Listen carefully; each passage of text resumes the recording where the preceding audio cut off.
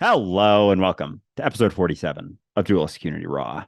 I am not concerned, and it's not to say that I don't get concerned, but even when I get concerned, I'm not really so concerned about that. And I'm finding a lot more freedom in that state of just being able to let go of my idea of what anything is going to mean about me or where anything's going, as if I ever had any certainty. But being aware of how little certainty I have has been freeing coming to terms with that. So I'm really enjoying the process of just finding out what the fuck is going on and what the fuck I'm capable of. And I have likewise decided to just move forward, not judge my progress. And that's it.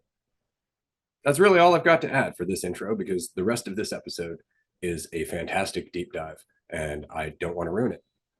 So with all of that said, I hope you enjoy this live stream that is Dualistic Unity Raw, episode 47.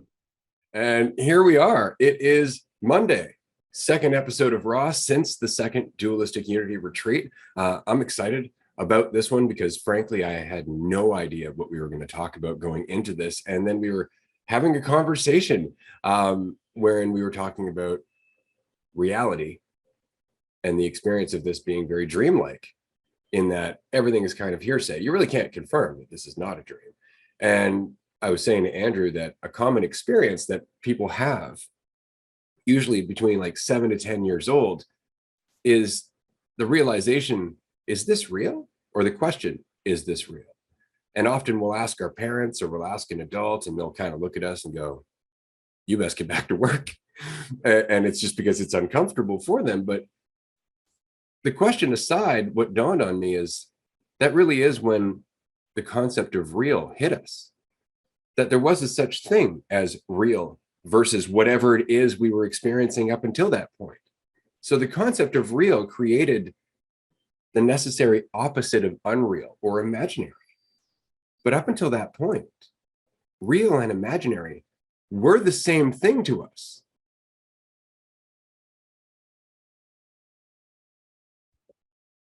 So this should be fun. So yeah, because there was, as you said, there was no dichotomy between the two. So there was no idea that came in because real, everything is always real to you, right? And it's our conceptual idea. So the idea of real necessitates the idea of not real or imaginary or, the imagination or whatever, all the things that kids utilize so much more than adults. And then start asking questions like, oh, is this all real? And it is such a common occurrence for children to ask those sorts of questions and dig into those sorts of things. But then it's the adults that come around and just tell them like, oh, it is, this is how it is, this is real, you're real, I'm real. And so everything you think you're curious about isn't. And that line creates the idea that this is what I think it is, and all of the concepts I settle upon are what I think they are, and all of a sudden the description is the described, and that kind of creates that, and then so we'll have dreams when we sleep, and when we're in the dream, when we're sleeping, very often, eventually people can sometimes start to recognize. I know Ray lucid dreams a lot. So in the dream, you recognize that it is a dream, which I think is almost directly correlated to being awake and recognizing that you're in a dream. But most people, when they're sleeping, they don't recognize that they're in a dream.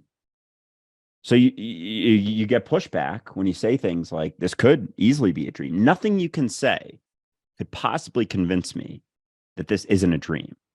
Or are you just going to say, oh, it's not a dream? What are you talking about? You're crazy. That doesn't convince me of shit.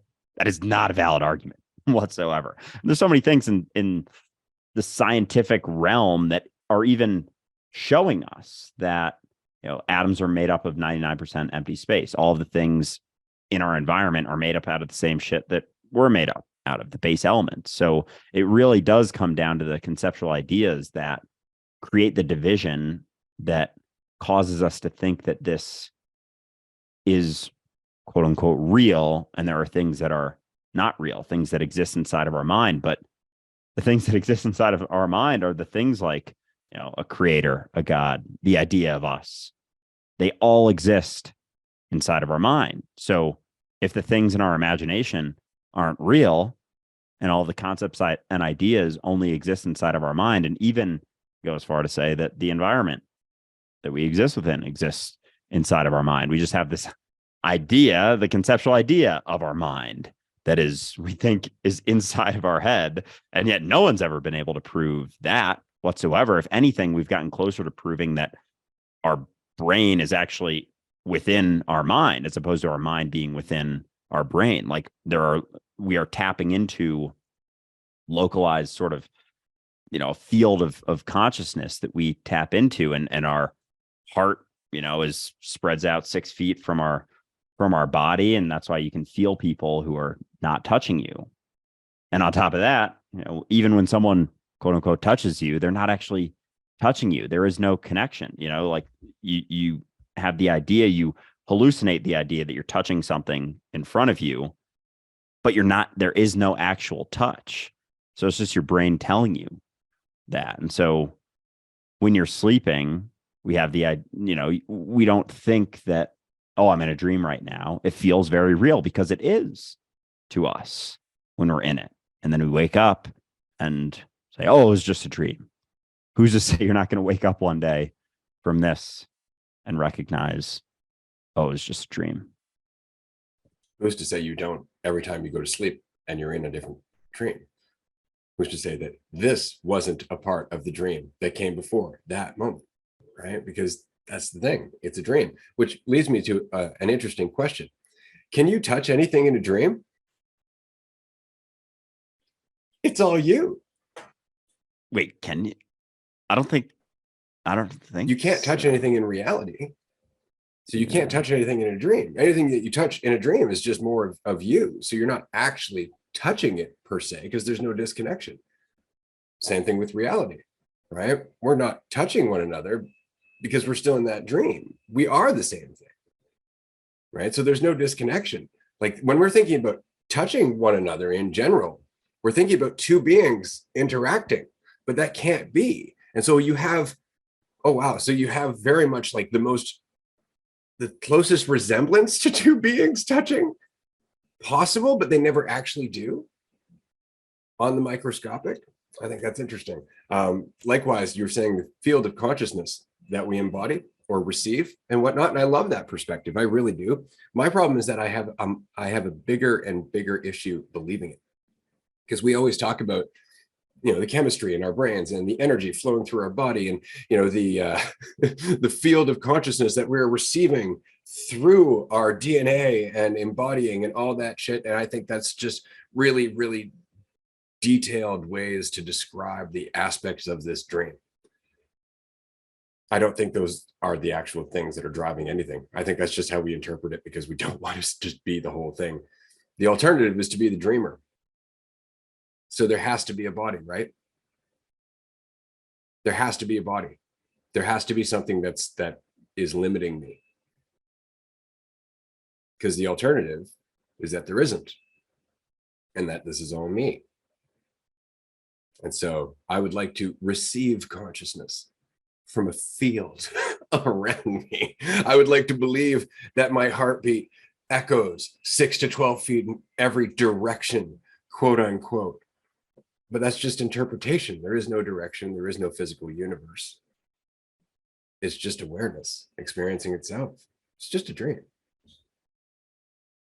Because in the and we discussed this back a while ago about non-local universe, and so it really is just us interpreting how, like, oh man, because in the non-local universe there's the things thousands, millions of miles apart, they interact at the same exact time. So there is, the time and space is an illusion, as we know and have talked about many, many times. It's only the perception. And so everything that happens is just our best way of the best we can do in terms of interpreting what's happening. But in recognizing that it's all you and recognizing that there is no disconnection, all anything ever is, nothing is ever the reality of what we think it is. It's all just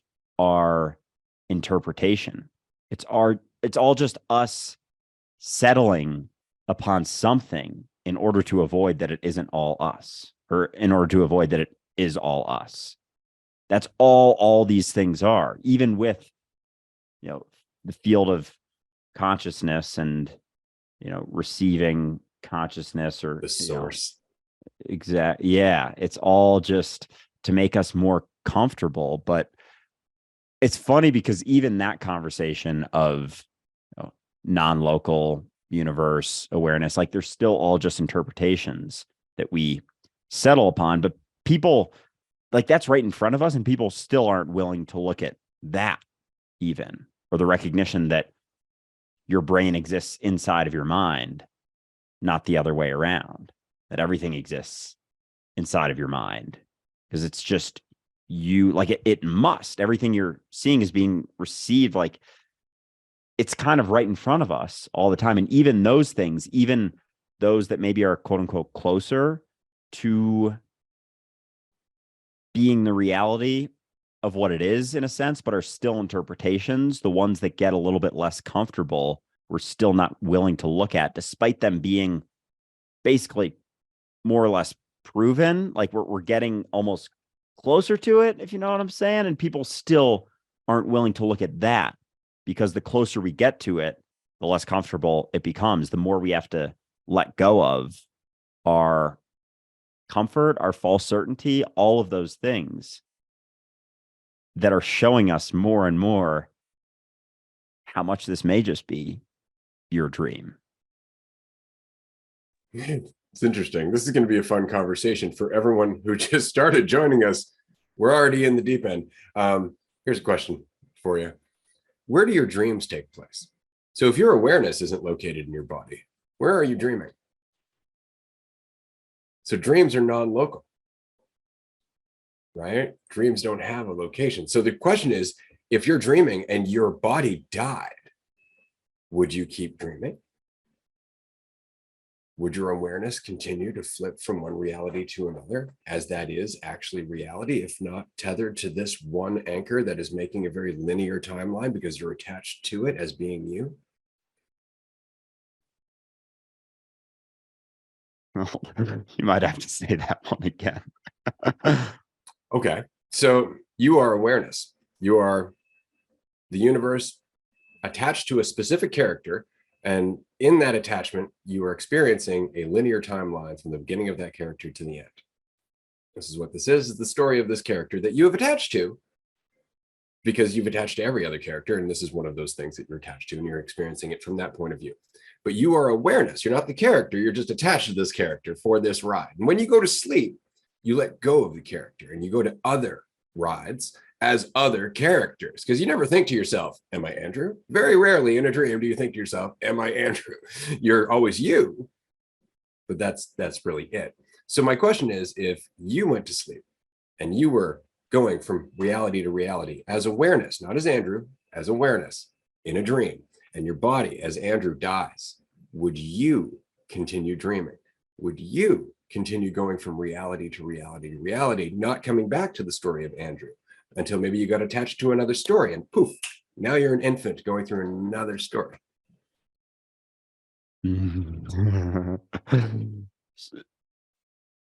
Yeah. So, and fuck. Yeah. Because who's to say that isn't exactly what's happening right now? Like, we have this, like, you can't prove this isn't a dream. So who's to say that this isn't me just being lost in this and recognizing that I'm not just this. Oh, I've never just been Andrew. I've always been reality. I've always been all of it. The And dreamer. I get glimpses as I sleep into other iterations, but Could it be? Oh man, this is fuck. Oh, this is gonna be fun. Mm, you can't prove that by any means. And everything within all of this, all of the and that video you made talking about the recognition that this could all be a dream in science and philosophy and religion. Sure, we can talk about them all we want. Doesn't mean that it's not still within the dream. Doesn't change anything about this still being your dream. And so as you sleep and go through things and on certain substances that we've talked about, salvia, potentially going through those lifetimes, who's to say that isn't just a glimpse into you? Because you're eternal, you're infinite. So all of those iterations of you have always been, and you haven't left your perspective here now. Like you never leave your perspective of you being here now. It doesn't mean the character that you think you are, but it's just you being here now in all of the iterations that could possibly be. And it's this one has gotten so convincing that we've gotten lost in it. And it's not even me, I've gotten lost in it. Are you sure you've gotten lost? Because think about it. Out of all of the potential stories that could exist, there are stories. Well, I mean, all of those stories, you would be both intensely interested from start to finish and kind of not interested in it at all, just in that they exist in potential, right? So what I mean is that it's kind of like anything that you would look at in reality right now. Like you could glance at it and go, oh yeah, okay, there's a filing cabinet. But if you went and took the time to focus on the filing cabinet, you would see details that you didn't. You might find the manufacturer, you might understand how it was made. Like all of a sudden, the whole detail of that cabinet comes into focus, right? It's the same thing with our lives. When you're dreaming, you're just going, oh, look, a cabinet. Oh, look, a room. Oh, look, this reality. Oh, look, that reality. And you're just flitting from one to the other. But if you were to stop and focus on any of them, that dream fleshes itself out. All of a sudden, there's more detail. Well, imagine if,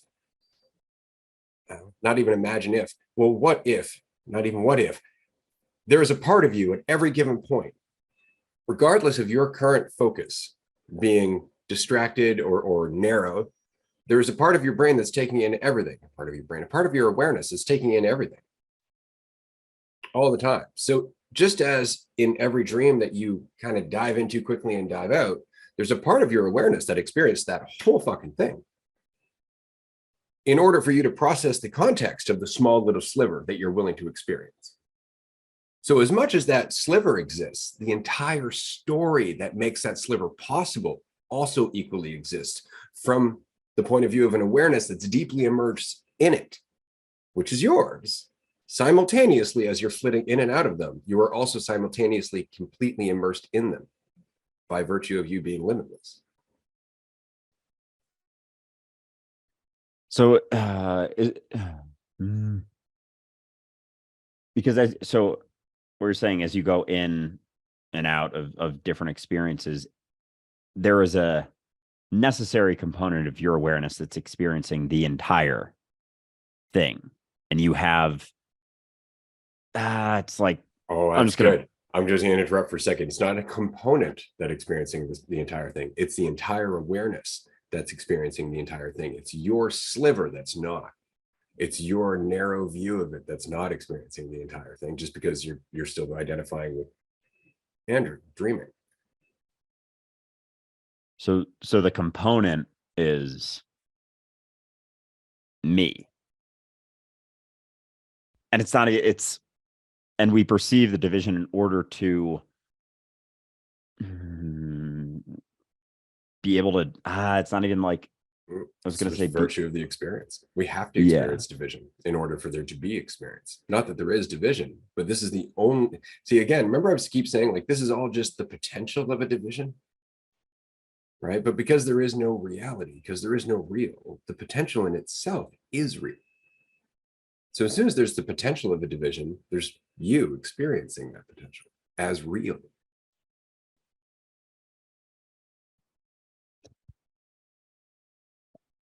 This is we're getting into it quick here. This on a Monday morning. This is This is fun. I'm doing my best to follow. This is an aspect where yeah, I'm gonna have more and more questions as we go. You and But me both, buddy. You and me both. yeah, I know. But so with that being the entire thing has always been the reality of all of reality, and that perspective of division must exist in order to have any semblance of an experience whatsoever. I would say it must exist by virtue of us being limitless, by virtue of there not being a limitation, right? If there's no limitation, that means the potential for a division exists, right? But it can't possibly exist as everything's one thing. So it's just the potential. So see, for a long time, you asked me once, what's the big difference between my perspective back in that video in 2005 and my perspective now? And I said, there's less me now. And what I meant by that is, if you listen to that video in 2005, I was very much saying we chose to come here. We chose to have this experience. That is where I differ now. I don't think this is a choice. I think this exists by virtue of us being everything. I think in there being unity, duality exists in potential, and that this is the experience of that potential, but it's just potential to unity. To duality, it's absolutely real because it's the observer versus the observed, right? But there is no observer-observed dichotomy. That does not exist except perceptually. And so this is all just perceptions of ourselves that must exist because we are limitless and we can perceive ourselves limitlessly. So using the term everything exists in potential, like in potential, it's starting to become almost clear. Like we're starting to show that, it seems like, that everything exists in potential because it's just our perception that it comes down, like, It's you the know, double slit touching. experiment, Yeah. right? Because they're both the particle and the wave. It's potential. Like everything is the particle and the wave, right? Until it gets compressed down to whatever potential we're seeing, right? But both existed. Both paths existed at the same time. Think about that. Okay, the particle went through both slits at the same time. Why? Because they both exist in potential until they're observed, and then that potential collapses to one. But it's just in potential until it's observed. And that's reality. It's just potential until the observer. So like everything existing within potential, like all experience exists here now. And the observer, that like one has to be experienced in, is it that one has to be experienced in order to maintain the illusion almost? I think they're part and parcel of the same thing. I think that both the observer and the observed that see the one particle going through one slit and the observer and the observed that see the other particle going through the other slit are one and the same. That the observer and the observed are one. They're one variation and the other variation. They're both the same awareness, but in different variations of seeing that experience. Both experiences exist at the same time. Both awarenesses, in fact, exist at the same time because there's the same awareness. So it's both perceptions of that moment exist at the same time to the same awareness. This is why I always try and compare it to eyeballs. Like right now, if you were to close one of your eyes and look at your microphone, you would see it in one location. If you close the other eye and look through the opposite eye, you would see your microphone slightly to the side of where it was. The microphone hasn't fucking moved. Neither have you. But you're looking at it from a slightly different perspective, making it an entirely different experience, experienced by the same awareness. And that's all of us. Reality. Yeah. We are all eyeballs, slightly different perspectives. And what's funny is not just you and I are eyeballs, but every iteration of you and I. that all exist in potential. And it's not that, and will okay, become reality, quote unquote, over a long enough timeline in eternity. right. And so it's not that, okay, so with all iterations of me and you existing in potential, it's not that we're choosing the iteration, it's just that it's happening. Because even the iteration of me that started this episode versus where we're at now is a different iteration. It's that I have attached to the story, the character enough that I don't see the shift in that. And it's not that I chose the different iterations as I went, but it was by virtue of infiniteness. Like it's not a choice, but it's just, I don't know how to say it. I Like, get it. This yeah, is the trick. How, because the moment when we started this podcast, or this podcast always exists. It still exists. We're still there now, starting the podcast. But we're also here now, halfway through the podcast, not even halfway through. Okay, so both of those moments exist. But why did you experience a progression from there to here? If not, because you wouldn't be able to reconcile it otherwise against your self-image. This is the only thing that makes sense to you based on how you perceive yourself. What if that's the only difference in terms of how we experience quote unquote time? And we know that because our perception influences the flow of time. Okay, I don't know if I'm fully following this one. Because we've been here before. We've been here. Yeah, Absolutely. Yeah. We've talked about how time both compresses and slows down, right? Like we know time flies occasionally, and then we know that time can last forever in other cases, but nonetheless, we are still tethered to this idea of linear time, this idea of causality, right? That everything must have a reason. Everything must come from somewhere instead of just existing constantly. We really are addicts to that entire logical process because it's comforting to some degree. But in the same way that we must have a Big Bang, Andrew, it must be, this all came from somewhere, right? It's the same thing. We must have a reason that this works. And so to us as an awareness, we're just like, well, no, it makes sense that this will lead to that and this will lead to that, which I find really interesting because as we change our perception of what's possible, we change our lives.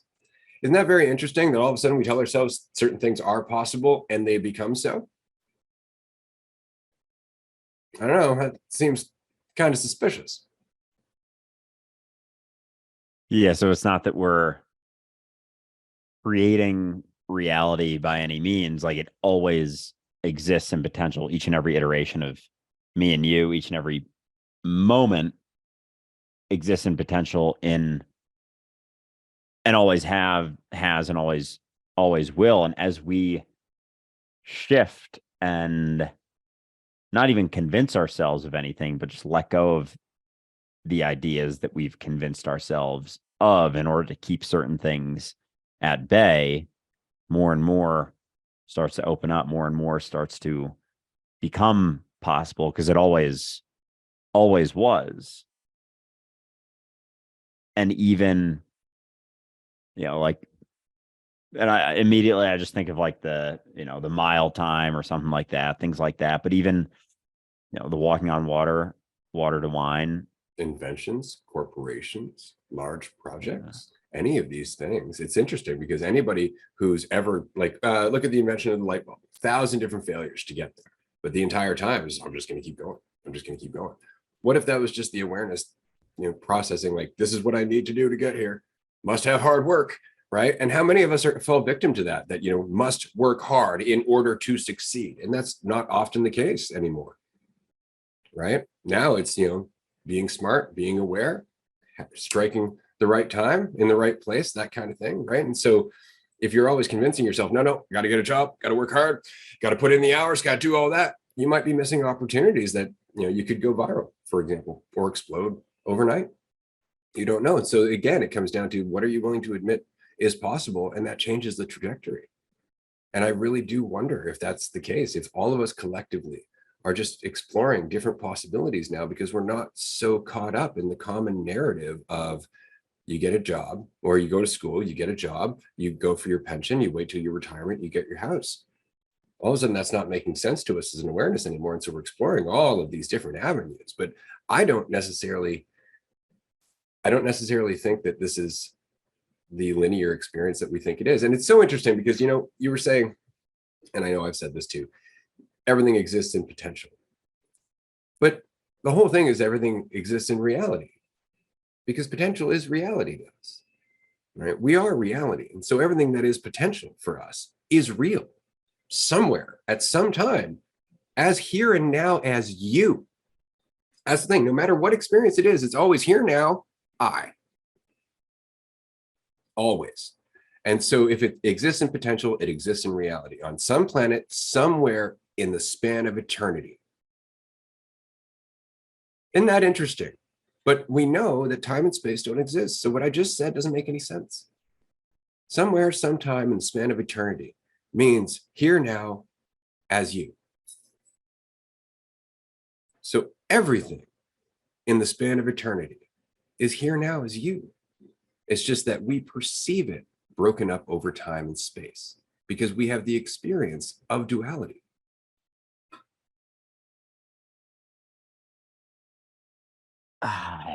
Okay. So then in that experience of duality, like there's a part of me that wants to ask, like, why duality? But there's no why, right? It's all It's literally the only thing that can follow unity. See, this is where, you know, sacred geometry and all that starts to come in, because they'll start with like a single point, then you have a line, then you have a triangle, then you have a square, right? Well, if you think about it, the single point is unity. The line is the beginning of duality. You have 2 points that have to connect, and everything expands from there. Now you have more complicated versions of that duality, like a triangle or square, you know, pentagram, all of that, and it gets more and more complex, and they start working together. And that's why when you're tripping and you look around at the patterns, what do you see? Sacred fucking geometry, that everything is in fact a mixture of different patterns working together on multiple different scales at multiple different sizes and vibrating at multiple different frequencies, which also indicate a pattern. So everything is in fact geometric patterns, but they all stem from the original split between 1 point to 2. And that's why everybody gets really caught up in sacred geometry, trying to figure out how the universe works, to the point where alchemy at one point would actually try to meditate on a particular shape, three-dimensional shape around the practitioner while they were doing their thing, because they thought that that would actually affect the mentality and the ripple that would have. okay. So I'm following that with the split. It's like the unity being the point and the split, and you know, you have line, triangle, square, pentagon, hexagon, and all of that, and you span that out, and then it's no longer the rigidity of, you know, the corners and the points. It's, you know, humans, where it's the same sort of, it's just so fucking complex. We've gotten so complex that we can't possibly fathom it's stemming from that, but it still is stemming from that, because nothing's changed besides our perception of it, and we have time to make sense of the process of the 1 to 2 to 3 to 4 to 5 to 6 to 7 and all of that. And but yeah, and to me, I'm still getting caught in the linear time component. But then, like we were talking about a couple of weeks ago, with each and every moment, like the past is necessary in order to make sense of where we're at now, in order to make sense of here now. And so it isn't so much that it did happen, because even looking back at the past, didn't happen in the way that we think that it did. like our memories are always contorted by our perception of ourself here now. And so it's always stemming from here now. Absolutely, And because as an infinite intelligence, every possibility that must exist must also have an accompanying universe. And so that is immediately brought into creation through the potential of this one moment. right. Okay. So I don't even know where to go from there. I I don't still know. have This has been a yeah, lot of fun so far. I just wanted to yeah. say hi to everyone who has joined us. I understand we're about 35 minutes into this deep dive. No idea where this came from, except from the memory that as a child, there was a point where we recognized there was a concept of real, and we weren't sure if this was it. And it was just because all of a sudden the concept was introduced of real. And so that spawned this conversation. I just wanted to mention, of course, that we will be continuing this in about an hour and a half in a live group that you can join for $5 a month, patreon.com/dualistic unity. We really appreciate the support, and we love chatting with everybody. We do have some changes coming up in season 5. Do you want to get into these now, or would you like to continue deep diving? We can dig in quick. Let me settle into some of this and then continue after. Awesome. So in season 5, just because as much as Andrew and I love doing these and we love these groups, we recognize that everybody's very much used to the way that we discuss things. They're used to our language and the concepts that we tend to rely on when we're discussing certain subjects. And so we've become very familiar is what I'm saying. And when I was training in Kung Fu, one of the things my Sifu taught me was that if you're practicing with the same partner all the time, you actually start to learn a little less because you get familiar with them. You start to get a little certain about what they're going to do or how they're going to act or how they're going to respond to certain things. And so you learn less from them. And so in season 5, Andrew and I are actually going to start bringing in some guest hosts in our Patreon group calls. And so it won't always be Andrew and I. We're going to have some of the previous guests of our podcast come on to the Patreon calls and host a group in our stead so they can talk to you about their insights. You can share things with them. You can get a different perspective. You can learn different things. And then you can meet with Andrew and I in one of the groups that we are hosting and share everything that you've picked up. And so I figured this is a great way to kind of push on the accelerator pad in terms of our collective growth. I'm very excited. I'm not going to announce who the guest hosts are quite yet, but in season 5, we will get into it. And that is going to be starting at the beginning of May. Yeah, that's I'm excited for everyone to get to interact with more and more people with more and more different, differing perspectives. It'll all be people who circle around the conversation that we have and people who have been guests of the podcast, people who are very familiar with the conversation. So, we won't be bringing in a priest or anything like that. So don't worry. But yeah, I think it'll be awesome for everyone because a lot of with these groups too, like so much of it is just the conversation. Like as much as we are, the hosts of the groups and whatnot, everyone involved in them is so articulate and so getting so deep into things that it's really just, the most important aspect is having the environment and the ability to have the conversation, which is what we will continue providing. And there's going to be other hosts mix in, but we're also going to continue hosting majority of the groups as well. So no concern there by any means, but I'm very and I excited. just want to toss in a little quickly here that as much as that's true, there is one perk to Andrew and I not necessarily being on the group calls 5 days a week, which would be that we can use that time to actually come and meet some of you personally. That is the thing that's going to change as we're moving forward. Everybody who's been on Patreon recently understands that we have numerous small mini retreats that are coming up. We have 2 coming up in June in Denver, Colorado. Except for one ticket, those events sold out pretty much immediately. We have another event coming up in Vermont on August 24th. We have the Netherlands retreat coming up on November 11th. Now that's not a mini retreat. That's a full retreat, 9 days, November 11th to November 19th. It's going to be awesome. It's going to be fantastic. We're in an entirely different country. I've never been there. I don't speak Dutch, so you get to see me entirely in uncertainty, which I'm sure is going to be entertaining as hell. And then after that, we're going to be doing another event. And I believe we've agreed that we're going to be doing that in early February in Florida before our final event, not final, but I guess the last one that we've planned out so far, or at least in the works with, which is our Australia retreat, which is actually going to last longer than 9 days because we're traveling all the way to Australia. So we're going to go to Australia, do a 9-day retreat, and then we're going to travel around for a little bit after that and hopefully see all of our Australian audience, because why not? We'd love to meet you too. So that's what I'm saying, is that we may not always be on the group call, but we're going to be out there meeting one of you eventually. We'll get there. Yeah, absolutely. So, and that's the beauty of all of this, is the fluidity of being able to shift and move. And as you know, the more in-person events necessitate our time there, it's going to be a lot of fun. And it already has been. We have 2 retreats in the bag, and they've both been very transformative, very impactful, very exciting, and just a ton of fun. Really is a relaxing time to chill, hang, have these conversations that we all enjoy having. And yeah, and so the mini retreats are going to be awesome because they're going to be that, and just not as much time away from, you know, not as much of a commitment from a work standpoint or a monetary standpoint. So yeah, we're doing all we can to interact with more and more of you.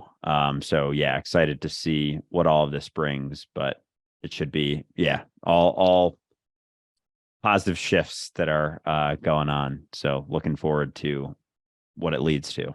Hell yeah. Hell yeah. So that all said, you said something earlier, and I'd like to get back to it because I said this, I think it was in season 1 or season 2, it could have been lucid living, that recognizing that this is a dream leads to lucid dreaming. I would like to explore that a bit more, because if that's the case, that kind of implies an underlying lesson, no?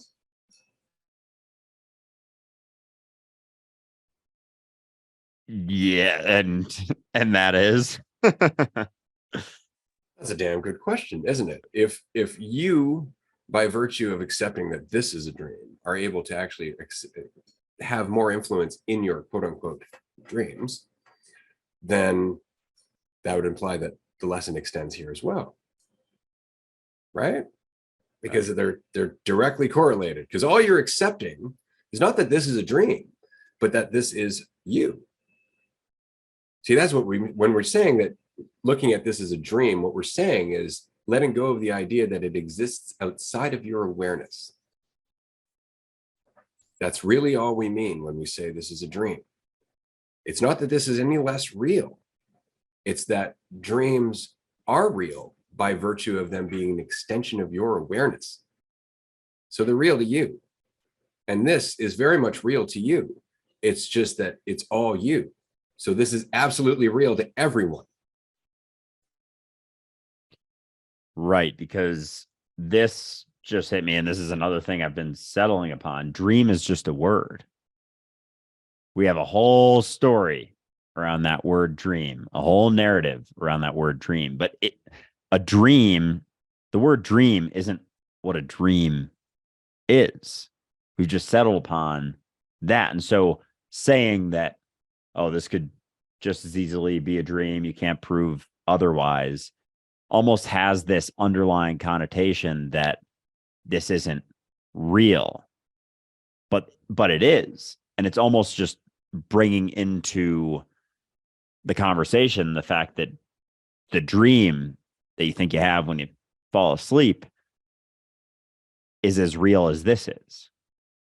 They're equally real, and that experience that you have is equally as real as this one to you, because dream's just a word, just another concept, just another idea that we've created a narrative around. But the reality of that experience is just you here now. It's not a dream, just a word, a way of making sense of an experience that we perceive as not being as real as this one, because we've settled upon this being as real as we think it is. And that's what we were talking about early in this episode with, you know, children feeling like, oh, is this really real? Is this all real? And then just getting told like, yeah, it is what it is. You know, this is real, blah, blah, blah, blah. But Yeah. Dream is just a word. And it's allowed us to create a dichotomy between what we experience while we're sleeping and what we experience when we're awake. And that idea of this being real is all that is in the way of any other experience that we ever have of us, me being here now, having. And that's just, it's always real to me. So now it's just getting rid of that pesky self-image that's so limiting. And what I mean is that,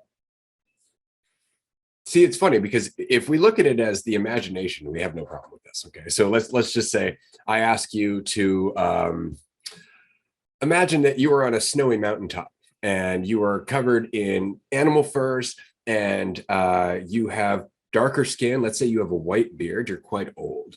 You're used to this mountaintop. You've lived this mountain your entire life. You have a family down in the village that's down the way. You've been hiking up here all day long, and you do this regularly because it's good for your health. It gives you a chance to clear your head. And this is just something you do. You look down at your feet. Maybe you're all covered in furs. Maybe you got some snowshoes because, you know, the ice and the snow and all that. And now you see all of that. You see all of that in your head, and you're like, it's my imagination. I can look at anything I want in my imagination. Why do you think that is? Why is it that you think you can envision anything you want in your imagination, but you don't think all of those things existing in reality are you? Except for the perception that you are a small, limited body in a universe that you're separate from. See, that's the whole point. Just like with your dreams, you're going into a reality that you're like, oh, wow, this seems so real. And then you come back to this one. But the part of you that's there is still there, and it's real to them or you as them. It's just that you kind of flit it in because you're in there all the time. You're in all of them all the time, just as everything in your imagination exists right now. Which direction do you want to go? Where do you want to look? And I would say that our dreams and our imagination are just as much a part of the process of our growth and intelligence as everything else, as all of the concepts and all of the conversation and everything else. I think the dreams that we have are the necessary realities that we have to experience by virtue of the process that we're going through at the time. I think that this character has a certain thing it needs to learn. And so when it needs to, it can reach into any one of those other realities that are all me and pull a lesson,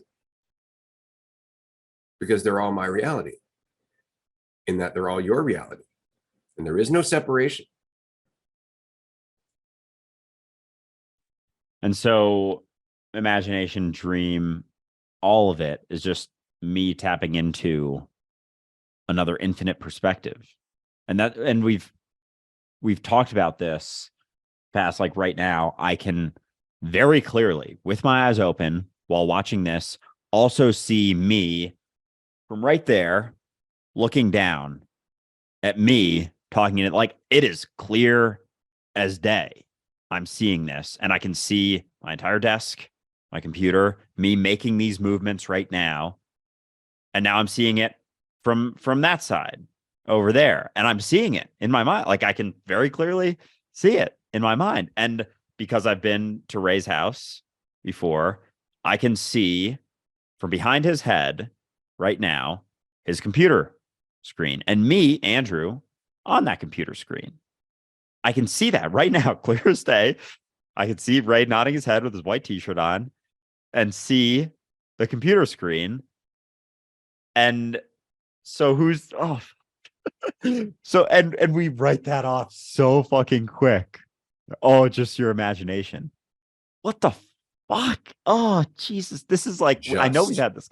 Yeah, exactly. I know we've had this conversation before, but it's like really tripping me out right now, which I'm enjoying.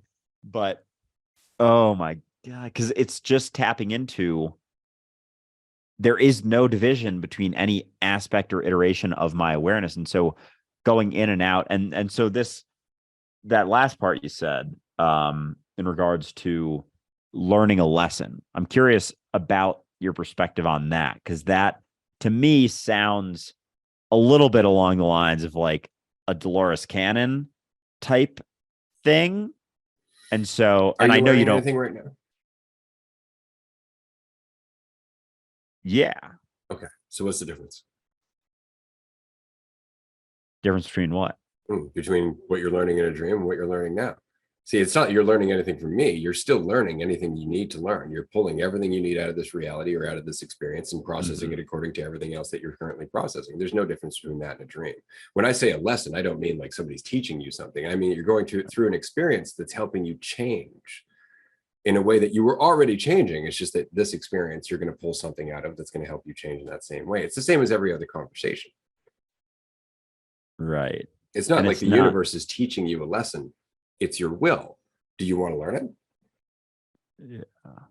Right? Are you, in fact, because you can spend your entire life having dreams and never learn anything from them because you always come out and try and identify again with them. You're like, what does it mean about me? Rather than recognizing that, it's actually implying something about your nature, not being quite so limited. Right? That's really all it's implying. And so when I say lesson, I mean the experience of dreaming without necessarily the assumptions that it's a dream. So the lesson is not necessarily because, okay, that makes sense, because with the whole Dolores Cannon shit, it's like it's super fucking egotistical. It's like Andrew is learning all these lessons, but because I'm not Andrew, so it's not that I'm learning, but it's that I have the opportunity to take from things what I can, not because I'm progressing anywhere either. And it's not because that's another thing with the like It's the just a egg direction. theory.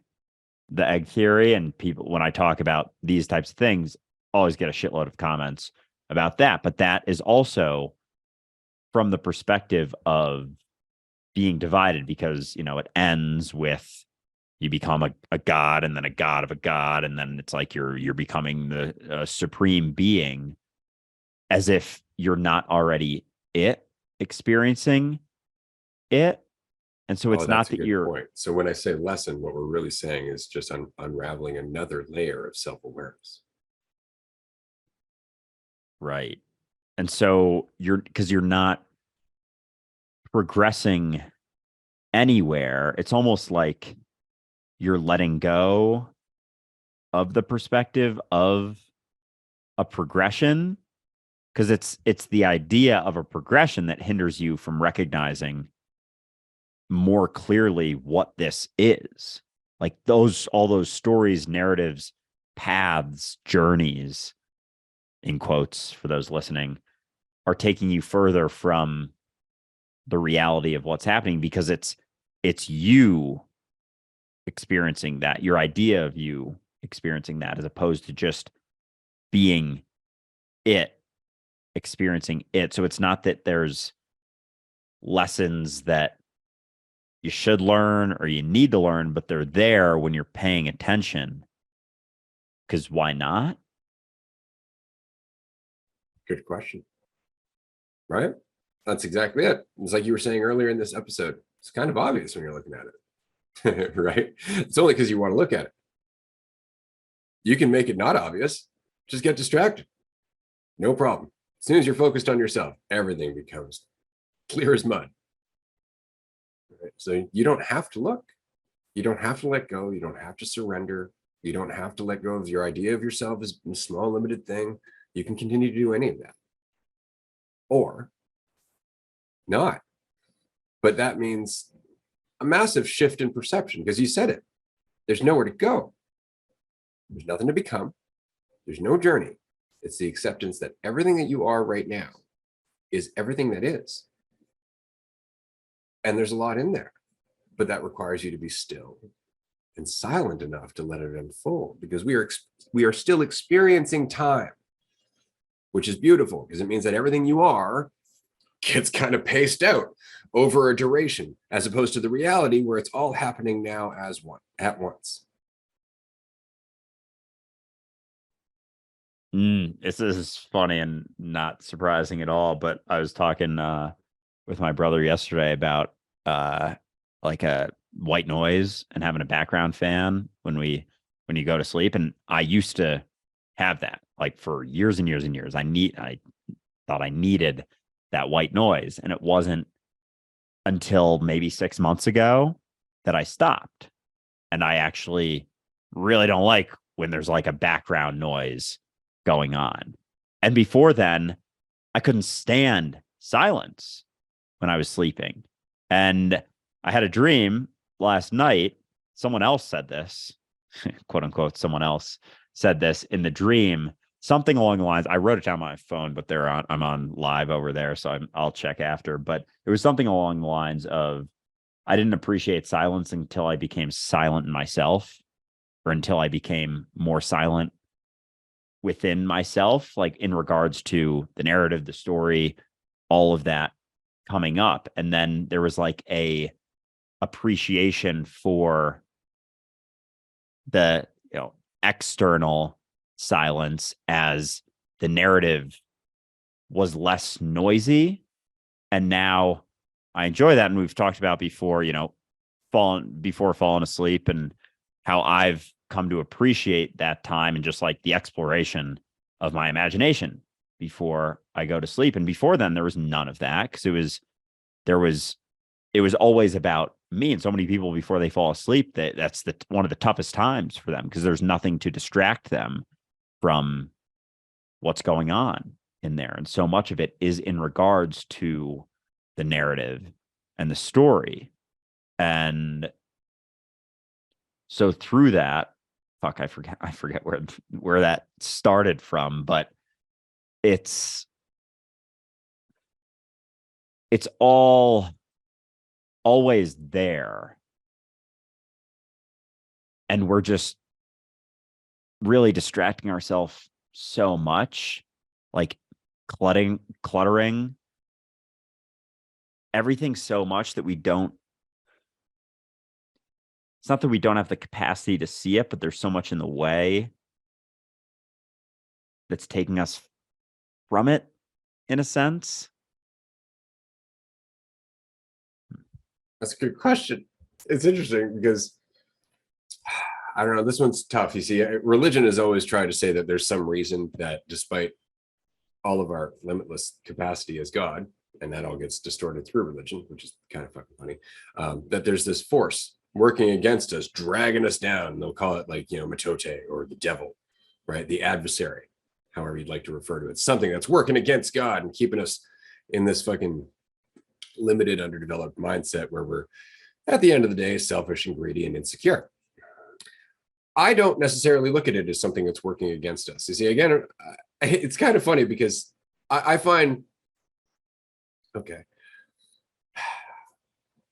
I find it appropriate that as you are coming to the understanding of what you are and what reality is and everything else, that all of history up until this moment, because we've said every moment has a history that's appropriate to its existence, and you are changing your reality in that you are accepting that you are reality. And so you are, in fact, embodying a certain, I guess, segment of the developmental process of a collective mentality. You are, in fact, embodying a place within that development of self-awareness of how much you are, that necessitates a history that seems underdeveloped by virtue of where you are now, because it all had to lead to here. So when you look back at our collective, what you're looking at is your own growing pains, your own development. Nothing's been holding you back at all, except we've been waiting for you to make the choice to be responsible. And now everything is catching up. Everything is starting to make sense, as it does when we hit our 20s and we look back at all the stupid shit when we did when we were teens. And it makes sense now because we're being responsible. It makes sense now because we're taking our time and we're willing to look at it. Same thing collectively. I don't think anything's holding us back. I think that this has just been leading up to you.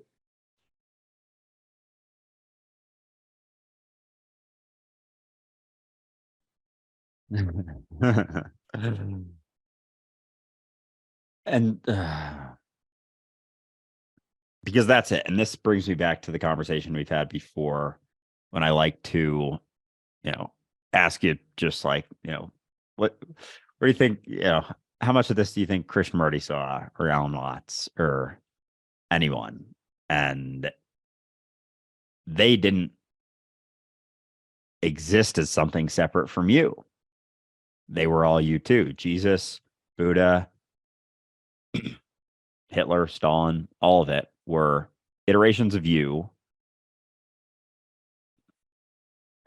And the ones that we point out, those 6 I just listed, were like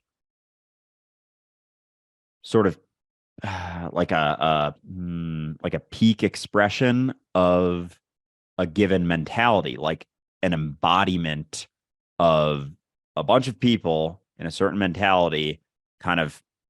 And then there was one symbolic thing.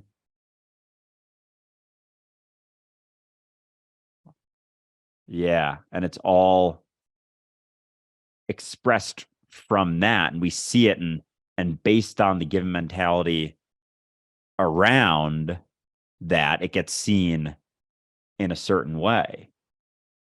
And so, Christianity was born from the expression of Jesus, because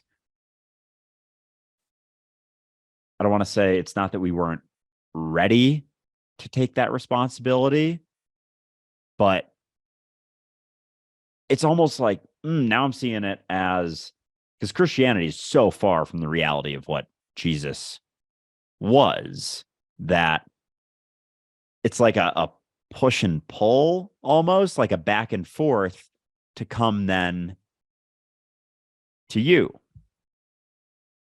as yourself.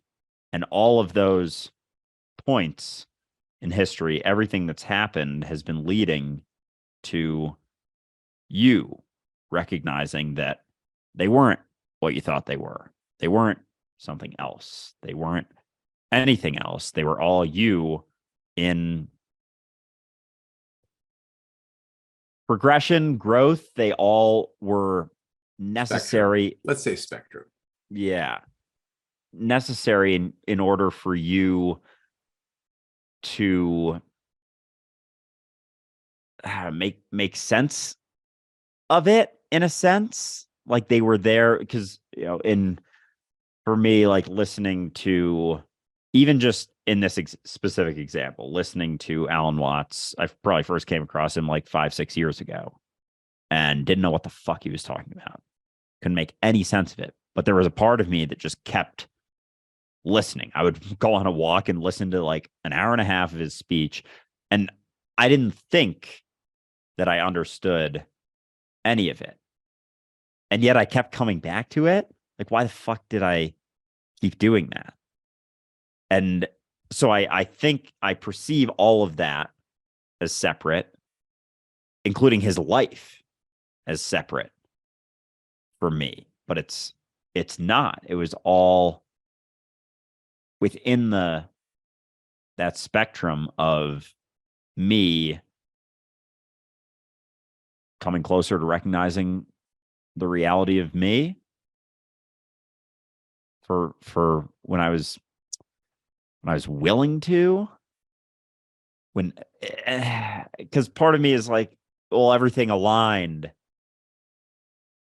perfectly in order to recognize that. But No, it's just that's potential. Because understand, yeah, it's like we were saying, every path exists, which means that there's a path that you just turned away from Alan Watts and never looked back. right, right. Yeah, because that's me settling upon this story being the only one. But it's not. It's There's just an this one. infinite. Yeah. But then so then why I don't know how to say this, but like, then why is this it? Like, why? I want to say why this one, but that's not. Good question, Andrew. Why this one?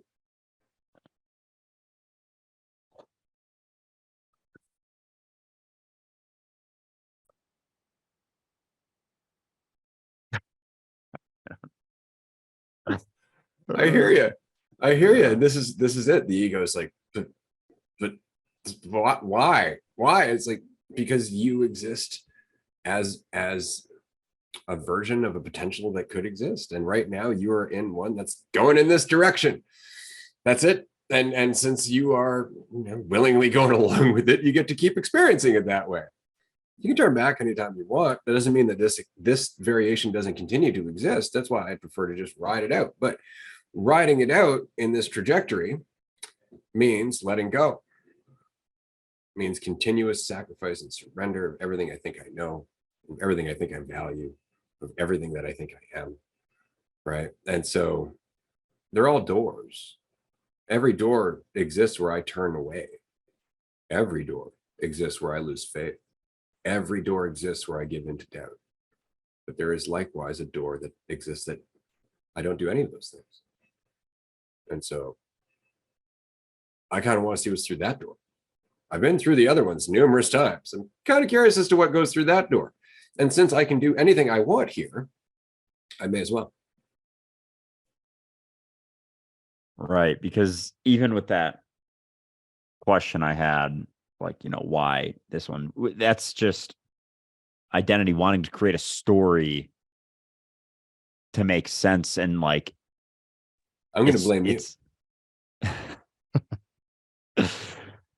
Yeah. Like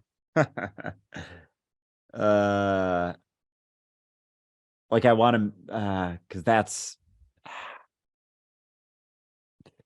because it isn't that. It isn't a soul path trajectory, whatever. It's not going anywhere. Any iteration of this, all the doors are open right now, and I go through all of them. And I always have been. So is like, I'm trying, and I know this is just like my mind wanting to come to grips with and be able to point to it, but like with all and make sense, even just the image of doors and like a bunch of doors being open. I'm always, because it's not that you're walking through doors or anything. It's just how you can try and communicate it, but it still isn't it. So is it following that? Is it continuing to walk through the same door? But it's not that either, because I'm different each door I walk through. I'm not the same. I'm not Andrew, so I'm not just that choosing each one. And this is the part that's starting to trip me out, because I'm not Andrew walking through doors. I'm reality walking through Andrew. Yeah. See, it's fun because this is where the paradox becomes really difficult. You are everyone and everywhere all the time. And yet you are also simultaneously a single point of awareness traveling through everything you are all the time. That's the perception, right? We just don't look at it that way. We don't look at it as we are traveling through our own awareness. We don't look at this as all of us. We don't. And that limits our perspective of it. That limits what we learn from it. It limits our ability to empathize. It limits everything. Everything, because we perceive that division as being what it is. And it's only because of our self-image. Understand, what we've been talking about this entire time doesn't disregard division as an experience. We're not talking and saying like duality doesn't exist. This is all one thing. I'm not here. We're not saying any of that shit. And what we are saying is that is part of everything you are. All of that duality, all of these other points of awareness, they're all part of what you are. And so duality is absolutely real in that it's our experience of ourselves. That's it, right? But there's nowhere to go. You're already it. And that's what we're running from. And so back to the question about this specific path. See, it's interesting because I've said it before. There was no good reason I should have woken up. There's no reason that this life shouldn't have just ended. And there's a variation where this life did, right? And this one continues on. And I've often asked myself, Why am I on this path? What is happening? How did I wake up? All of this stuff, where are we going? And it's just me trying to figure out some semblance of an idea. And yet, underneath all of that thinking and doubting and wondering and questioning and all of that, the will to move on continues. The will to continue letting go and questioning and surrendering continues. The priority to do so continues to make sense, not because it should, but because it does. I can feel it down in my bones, for fuck's sakes. Right. And so in the Matrix trilogy, in the second movie, I don't know if you've seen that as yet. Have you seen the Matrix trilogy yet? Yeah, I'm pretty sure I saw all three. Okay, cool. So in the second movie, Neo, who is, again, the Atman, like in the Brahman Atman dichotomy, like Brahman is everything, the Atman is man, or the individual. And in Hindu religion, the Atman is Brahman. Like they're the same thing. This is exactly what we're saying. Okay. So in the Matrix, Neo is the embodiment of that recognition that he is, in fact, the Matrix, right? That his mind is everything that he's experiencing, which is why he can break the rules of the Matrix, because he recognizes it's him. More than any of the programming that goes into the Matrix, Neo recognizes that his awareness comes first. And that's why he's able to do what he wants within the Matrix. But in the second movie, he meets the architect, the person who designed the Matrix, and is ultimately trying to be responsible for all of the different variations of choice that could possibly exist in all of humanity. So that's his job, is to come up with an algorithm that can balance all of the collective will and desire and contradictions of humanity. Which decisions are we going to make? How do we influence those decisions? How do we keep people on the straight and narrow? How do we keep people from fucking just, falling into chaos? That's what the algorithm was that formed the Matrix. That's why he says there's been numerous different types of Matrix before now, all of which failed.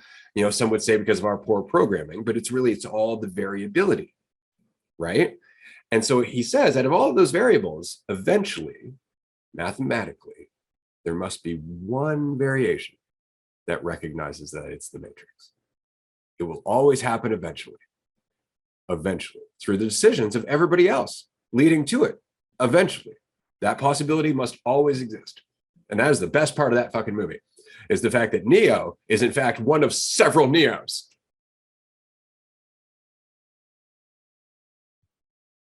So, okay, so that last part, Neo is one of several Neos. What do you There mean by have that? been other iterations of Neo that have recognized that he's the awareness of all. It must pop up eventually. It must pop up eventually. Out of all of the possibilities that must pop up, in the same way that there will always eventually be a Hitler. Right? We always see egotism trying to rise to that point of power. We always see it. But on the flip side, we also see the contradiction in all of these people surrendering themselves, Jesus, Buddha, so on and so forth. Like, we don't look at them as the necessary opposite to that trajectory, but they are. Both paths exist.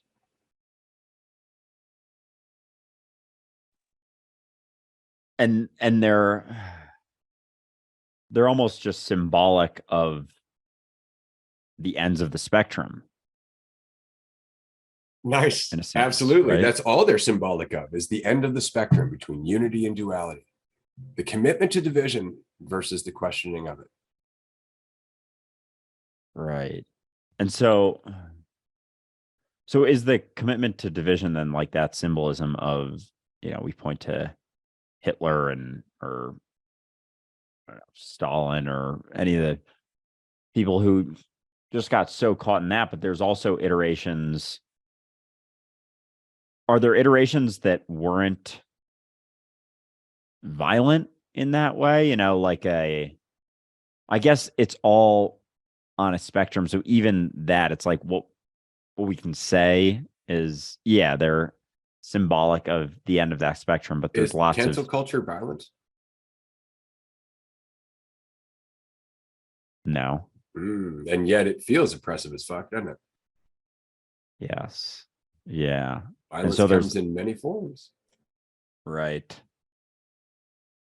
And so it's because, so all of that in a given mentality, and there's lots of iterations of that end of the spectrum of like that egotism side of it, where it's control. Yeah. And you said something earlier, and I wanted to point this out because, and I liked how you put this. You were talking about like Stalin or Hitler or Jesus or Buddha or any of those things. And it's not about any one of those people so much as they were like the tip of the iceberg for an entire mentality, for an entire group of iterations that resonated on the same level. And this is why I was saying that they were like the hub on a wheel, and all the spokes led to them. It's not that they were in power. It's just that they were the central force, and all the spokes were driving that force. And so we look at it egotistically, of course, because we're all separate, right? That we look at it as Hitler and it was Stalin, instead of as, there's my ego popping up in bubbles again. Right? There's my fear, my need for control popping up in bubbles again. And this time it took the form of Hitler and the Nazi party. But the fact is that it's always popping up in bubbles. We just tend to look at it one person and go, that's the problem, instead of looking at it as a product of our current mentality. It's going to keep popping up until we address it. And that's like that recognition that people aren't really people that I brought up a couple months ago. I think like I was in some group and just saw people interacting and just saw how much we think that we're the ones saying the words and doing the things, and we're taking ownership for everything happening. As we are now thinking, getting concerned, getting worried, becoming afraid, and all of that. And yet it's still happening. And so we're expressions of me, the expressions of unity on different ends, aspects of the spectrum, taking ownership for the actions that we take, the things that we do, when it isn't really, like, it is us doing it, but not the you that you think that you are doing it. And that's why shame and guilt and those things are so low on that sort of, any of those enlightenment spectrums or anything like that, because it's the product of a given mentality, and the shame and the guilt are us taking extreme ownership for it. So is it that those spectrums are just the degree of ownership that we take? And as we take less and less ownership, and like the weight of that action being me as opposed to less me, it's like that's the spectrum. I'm curious. I want to look up that spectrum. It's the idea of me. Yeah. Right. It's the ownership as the idea of me. And then as you get let go of that, that's that dividing line between courage and the rest, right? Because after courage, you're just moving forward. That's it. You're like, I don't know what it means about me. I don't think it means anything about me. I don't know where I'm going. Just moving forward. And that's where it really starts changing. It's the same as the levels of ego development. Nothing's changed there. It's actually the same. They're communicating the same thing. Early levels of ego development are very limited, right? They're all based on fear and insecurity and a need for control. Later levels of ego development are all based on the relinquishing of that control for the sake of being more open-minded, for getting more information, for relating to others, for empathy, all that other fun stuff. But for that to happen, you have to stop relying on your ego as a sense of value, right? And truth. And so it's the same spectrum. It's exactly the same spectrum. But it's interesting that you make the point that apathy and guilt and shame, all of which are at the lowest end, are the ones where you are the most committed to your idea of yourself. And because you're so committed to your idea of yourself, the fact that idea is low is crippling you. You actually think that it means you have less value because your idea of yourself seems less valuable. And so, that's actually where you start developing a lot of mental illness, psychosis, things like that, because you're so lost in the idea of yourself rather than the reality. So, and it's not that there's a shift necessarily. There's not that there's a one shift. It's always shifting in flux, right? Always in potential. But when part of me is curious in people not being people in the way that we think they are. They're very symbolic of a given mentality and expression of a given mentality on, all of it, cycles within cycles we've talked about. before. So when does that begin to shift the more you recognize that you're not what you think you are? And there's iterations of that shift in perspective. And it's because it's still not Andrew saying the words.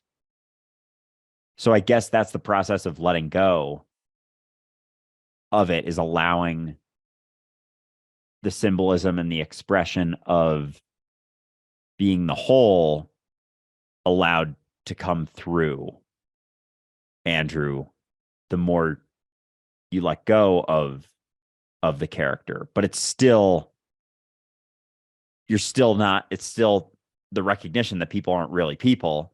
They're an expression of it. But how much do you recognize that you're not a person?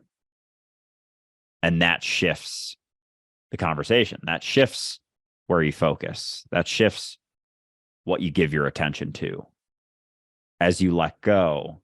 So it's not that there's a shift in that you have control by any means, but there's a shift in influence over the whole the more you recognize it. And so you're not so it's not like you're at the will of the expression of the mentality as you would be when you're so caught in your idea of yourself.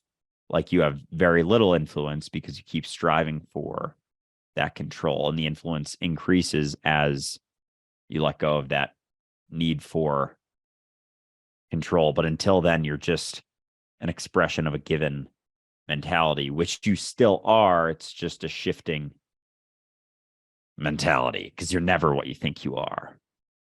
But in the mentality where you think you have that control, you are what you think you are what you think you are.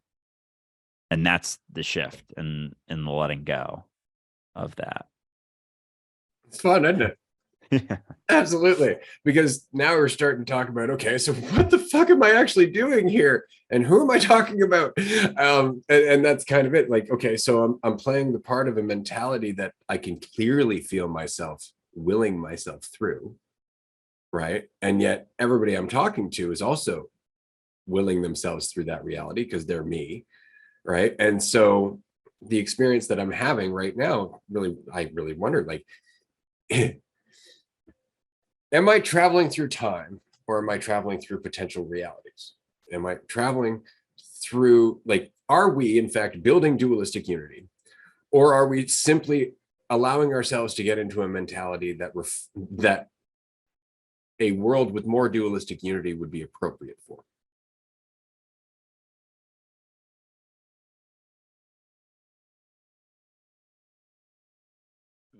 Yeah. So Because there's a world where it grows and a world where it burns. yeah. And it's because the growth of it is relative to not what we do, but is also that. And so is it that it's us, in recognizing it, like the more you recognize it, the less other people there are. And so there are there, and the shifts are always happening. It's not that there's like, we're building up to one big shift and then everything changes and splits and, all the 5D bullshit and all that stuff. It's like, it's always shifting. It's always changing. All of those paths are always existing in potential. All of those experiences, the one where dualistic unity, it crashes and burns and everyone fucking hates it and kills us for even starting it.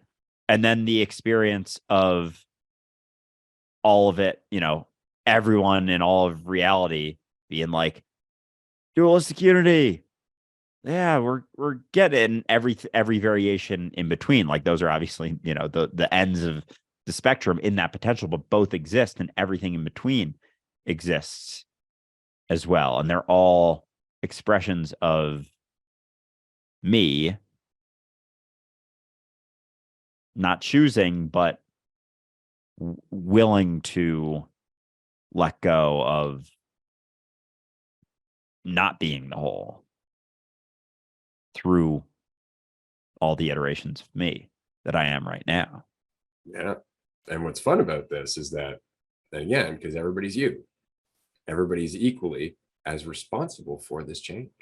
And so dualistic unity, as much as it will rise and fall according to you yourself and your faith and all of that, it's equally dependent on everybody else's level of faith in terms of applying this stuff in their life, in terms of their support for what this is, in terms of sharing the discussion, sharing their insights, embodying any of these things. Right? This is why we always say, like, dualistic unity lives and dies based on whether or not it's important to you, not just Andrew, not just me, but you, the listener, because you are everything. You are Andrew and you are me. We are very much reflecting what you will, because you share this reality with us. We are a part of the appropriate universe to your current mentality. And that's incredible, really, to be here, playing that part, knowing that I'm playing a part for myself, as well as myself. It's a beautiful paradox, but it really just comes down to whether or not you, in as many variations as we can get in touch with, want to let go, because we see that it's an option. That's all that's changing, is that we're introducing the option to the discussion and seeing if this iteration is going to grab hold with it. And this is why the growth of dualistic unity is so exciting, because people are, you are, I am, because it means something. And for Ray, that's surreal, because for Ray, it's meant something for 20 years, right? Without anybody joining, without anybody supporting it or being there necessarily, right? It had to mean something for me. And now I see it meaning something for others, for them, not because it's important to me, but because it's important to them. And that's exactly how I feel. Same with you, Andrew. You change because it's important to you, not because it's important to anyone else, but because it's important to you. And because of that, the other yous are paying attention. The closer they are to recognizing that they're you, the more they're paying attention. That's the point. Just resonating. The rest will find you. The question is, how much does it mean to you? Really, how much does it mean to you? And I don't mean Andrew.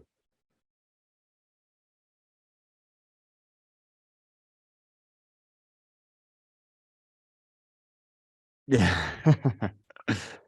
I don't have much to add to that. It's yeah, it's a fascinating experience. And even just having this this conversation in the way that we do in the society that we're experiencing is fascinating in itself. Just that And this exciting. is, yeah, very exciting. Just that this is even a conversation that's being had. That's always, it's like it's always been had to a degree. And it's by various iterations of me throughout It just didn't fit. time and space. Yeah. It just didn't fit yet. You know, it's kind of like a 13-year-old starting to think about their mortgage. Like, they wouldn't take it seriously for very long. They might have the thought, like, oh, I'm gonna live on my own one day, maybe do a little bit of like pre-planning, but it would always be cherry picked. It would always be, like, oh, it's gonna be this and this and this. And then anytime somebody comes over, they're like, well, actually, it's harder than that. This is all no interest, gone. And it's just because it doesn't fit that mentality. And that's it. We've seen this insight pop up over and over and over again through your development, through our development. It's just it didn't fit yet. Right now, we're getting to the point where it's starting to fit because it's becoming relevant to us. Because we can see the consequence of it not being relevant to us, right? In our day-to-day lives, we really do. We can feel all of that. And it's becoming more and more obvious that there's a conversation that we haven't been having, because otherwise, why the hell would all this be so confusing, right? But I wanted to mention something quickly before we wrap up here in about 10-15 minutes, that we've been talking about your subjective experience, or the listener's subjective experience, in that everything in the universe, everything that could exist ever for eternity, is within your awareness. And in allowing yourself to accept that it's all you, you actually get way more in terms of insight and experience and the ability to empathize and so on and so forth. But as much as that is important in your imagination and your dreams, it's even more important with other people. When you're talking to another person, that's you. Not your character, but you, the blank slate that started as this character before you learned anything. And then you picked up a bunch of other shit along the road. See, it's not that they're you, they should act like you as you currently act. They're you, the blank slate that you were when you started, before you picked up all the shit that became your personality. That's what you have to see in people. It's not the character they've become. It's the awareness that's underlying that character that's picked up so much distortion over time. That's what you're seeing. This is what you're empathizing with, that it is damned impossible to go through this dualistic experience without taking it seriously. It's that real. It's that convincing. Of course, we're all fucking enmeshed in it. Of course we are. All of you is. Because you are just waking up. And that changes everything. And so recognizing that in every interaction that you have maintains, it's not that you're convincing anyone of anything, because you can't convince anyone of this. You can't have this conversation that we've just had with someone and them just be like, oh yeah, that makes sense. Yeah, I'm chill with that. Because there's so, like, that blank slate has built so much upon it, relied on so much in order to, do its best to feel better in given situations, that it thought it had to rely upon certain things that hinder the ability to have this conversation. So it's not necessarily like this conversation is a product of peeling back more of those layers and letting go of more of those layers that allows this conversation to happen. But if you bring this conversation to someone immediately, try to convince them of it, they're gonna run, because a lot of it is contradicts a lot of the things that they rely upon. And so even just in my own life, throughout the process of having this conversation more and more, it's become more and more clear to me how incapable I am of convincing anyone, just like point blank, of any of this, because one phrase, one video, one conversation doesn't do it. There's so many things that are relied upon that are directly contradicting this recognition that they have settled upon throughout their life, that is getting in the way of the ability to have this conversation.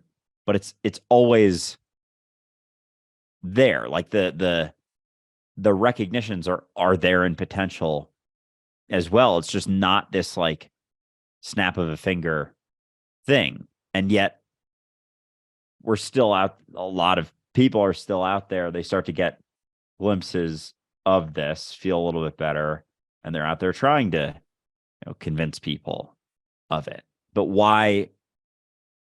What's causing you to want to convince people of it, besides your idea of yourself getting it and feeling better about other people? Fuck. Yeah. Yeah. And yeah. That's why I walked away. That's why I stopped making my YouTube channel. Who am I trying to convince? Who am I trying to tell? Who really needs to know this? Because it's not about the concepts. It's like you said, it's not about walking up to someone and saying, you're everyone and I'm you and all that. but it is about knowing it. And when you look at someone in the eye and you go, how are you? You actually give a fuck because you see them as you. It's not that you're like, how are you? Because you're me and I really care and I want you to know why. You don't have to do any of that. You just have to know it. And that changes how you talk, where it's coming from, and the response that they can give. You're giving them different doors based on how you perceive yourself. That's all it is. That's all it is. It's not about some fucking metaphysical conversation. You don't have to teach someone about the chakras. There's no singing bowls involved. Fuck the incense unless you're smoking weed, that kind of thing. It's just about knowing it. Knowing it, not as a concept, but as self-knowledge, which is being. It's just being what you are without the idea limiting you. That's it. And that's faith. That's all this is. It's just faith. It's just faith. And what you're having faith in is nothing except everything, which is you. I like that faith in nothing is faith in everything, because it's all you. Cherry picking faith, it's just another egotistical illusion. Like, faith can't exist as faith in anything whatsoever. Ever. It can't. It's like faith has to be in nothing or everything. It's the same sort of thing. I have faith in everything. Like, oh, what does that mean? What do you believe in? What do you mean? Why do you feel the need to believe in something? Why do you feel the need to cling to something? What are you so afraid of? What are you missing? Because that necessitates faith in something, which reinforces the illusion of you being something separate, having faith in something. And it's just, yeah, faith has no specificity. It can't. It just is through it's like a action through a recognition. Because faith is also just a word, just like dream, right? You can't have faith. Yeah, faith is just a symbolic use of a term in order to express the recognition of being or love. Yeah. They're all just words. Yeah. They're all just words. They all just point to the same fucking thing, but they're all just words. This is why my holy trinity is relax, pay attention, be yourself. They all mean the same thing. Right. Because they're never, like, none of them are what you think they are either. And they're all just pointing to the same thing, applicable in different situations based on the experience that you're going through and how you're perceiving the situation that, isn't divided from any other situation. Is just feels different. So you can grab onto a different word that's going to point you to the same sort of thing, because none of the words are the thing that we think they are. And we still, like, it's funny, like, even with dream, that hit me today. Like, a dream, the word dream isn't the reality of what it is. It's just a way that we've described it. We believe the description is what we think it is, and it never is that. So it never is the word. It never is it. It's all just you interacting with yourself. And we just use words in order to express different ways of doing so. You here now. That never changes. We just use different words and terms and definitions and things to express different experiences of that. Yeah, because it doesn't matter if you're describing a small group of people, a large group of people, a whole country of people, or the world. You've just described another layer of yourself. Exactly. Because whether it's, no matter what, whether it's a name of a tree, the word dream, still you, the tree, still you, the yard, still you, your friend, still you. It's all just you. And we've utilized all of these terms and concepts in order to convince ourselves that it isn't all just me. And it's fun when you keep it in mind. when you know it, you're just like, sweet. I can, how did our guest Otto say it? I can wiggle my tongue and that will wiggle the air, which will wiggle your ear. And we can pretend that that's language. And that's funny, right? Because it's not the wiggling of the sound that really is the important part. It's where it's coming from, right? Right. And because even the connections and interactions are just it's not that they're as real as you are, but they're still not what you think they are ever. It is just that, the tongue wiggling the air, wiggling your eardrum. None of which exist. Exactly.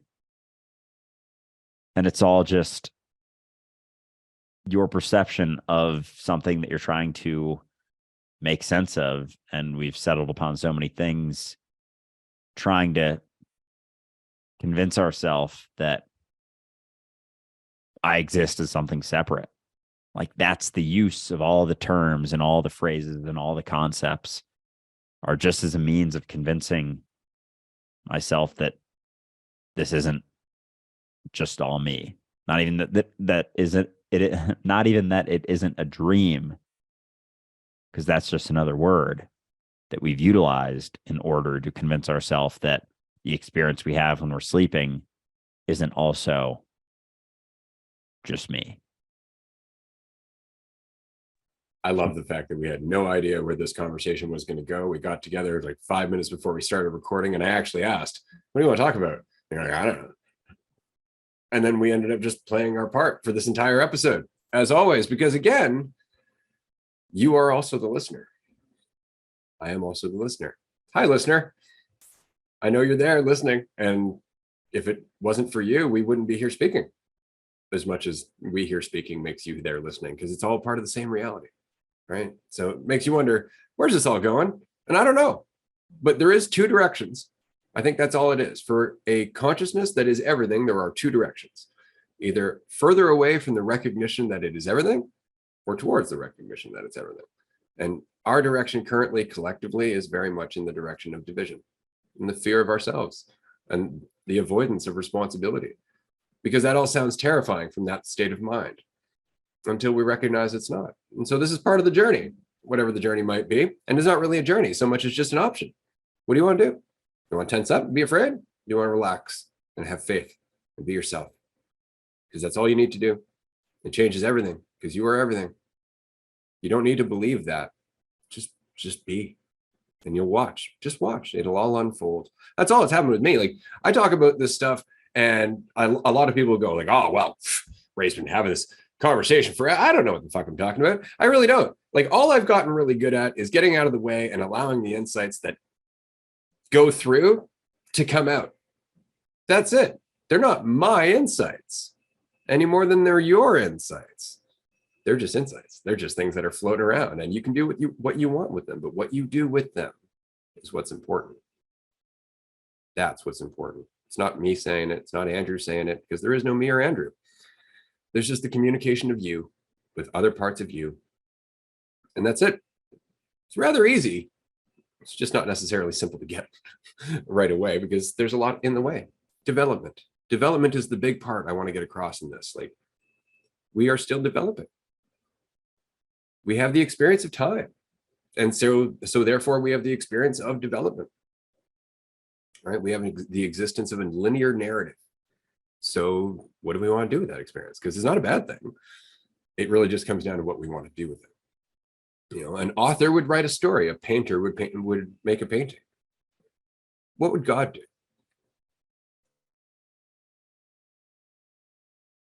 It's a fantastic question. I'm enjoying finding out. But yeah, it does just come down to that ownership. Like, it's already happening. You're already doing all of it. And your ownership for what's happening it's not even that it's hindering what's already happening. That's an aspect of what's happening as well, but it isn't a necessary aspect of what's happening. You don't have to take ownership for the insights, for the words, for the thoughts. But as you do, sure you can, especially we like to for the deeper ones, but there's always going to be a consequence to it as we take that ownership. There's nothing wrong with it. It's an option. It's all options here and now. And there's just, yeah, those two directions. And the more ownership you take, the more you run from the recognition that it's all you. Because if you're just this, you're not everything. You still are, but you don't think you are. And through that idea that you're not, there's a whole shitload of consequences that come with that. So are you willing to let that go and find out? That's all it is. We don't know what that means, what that process looks like. Or this is us finding out right now. Because why not? Right. So here we are. So we're going to take a break. We're going to continue on Patreon. You can join us. It's tier 1 call today. I think it's an hour and a half or 2 hours. It's $5 a month. Definitely worth the time. If you like this conversation, if you have some questions and you would like to ask us in a private environment, join us on Patreon. If not, Tuesday, 6 p.m. Eastern time, we have a call-in show this week. So you are welcome to join us, call in, join us for about 10 minutes on screen. If you have anything you'd like to ask or share, we'd love to hear from you. We'll see you soon. Bye, everyone.